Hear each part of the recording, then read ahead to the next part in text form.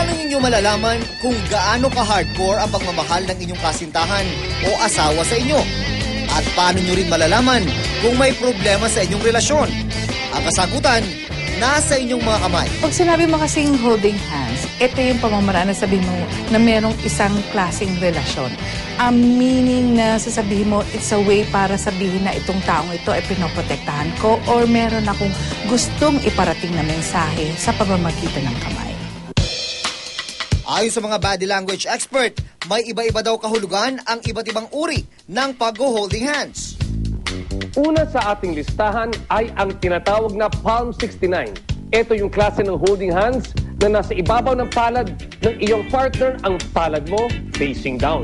Ginagawa daw ito para maparamdaman mo na dominante ka sa isang relationship. Pag yung ganyan, alam mo, kung sino yung mas yung naka-palm backward, yun ang mas dominante. Ha? Pero, kung sino ang magsiswing ng kamay, doon sinasabing mas may control. Sunod naman sa ating listahan ay ang tinatawag na taling palad. Ito naman yung parang isang puzzle piece na binuo ang inyong mga kamay. Ang bawat daliri mo nakapasok sa bawat espasyo ng daliri niya. Ang inyong mga palad para bang pinag-isa. Okay, ang intertwine, alam mo talagang it always declares intimacy. Double holding hands. Karaniwan daw itong ginagawa ng mga possessive sa kanyang partner. Alam niya yung double H, yan yung talagang, ay, nako, napaka-possessive. Medyo alam mo na ayaw niya na meron kang nakikitang ibang kausap. Ikaw yung tipo ng tao na mas magiging submissive ka, pero alam mo, mahal na mahal ka nitong taong ito. Kung may mensahe ka naman na gustong iparating sa iyong partner na hindi kailangan ng matamis na salita, bakit hindi nyo ito subukan? Ang tinatawag na Morse Code holding hands. Pwede mong pindutin ang palad ng inyong partner ng 3 beses para sabihin, I love you.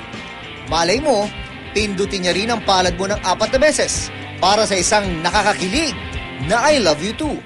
Daliri sa daliring paghahawak ng kamay, yan ang huli sa ating listahan. Kung gusto mong maging unique, bakit hindi mo ito subukan? More or less, isa sa kanila yung nagpa-flirt. Na parang sabihin, ayoko nun ng ganito. Pinky promise nga eh, di ba? Hindi lang pasyal yung dapat may mangyari. Tapos, and then when may swaying motion na ganito, ibig sabihin, alam mo na kung anong gusto ng babae. Kung hindi marunong or hindi maging sensitibo yung lalaki dito, torpe talaga. Pero mga best men, may ilang paalala ang ating eksperto sa tuwing hahawakan natin ang kamay ng ating mga minamahal. Once na nakahawak ka, meron ng relasyon. Magmula sa mga daliri hanggang sa pagdikit ng palad, may mga mensaheng ipinararating ito.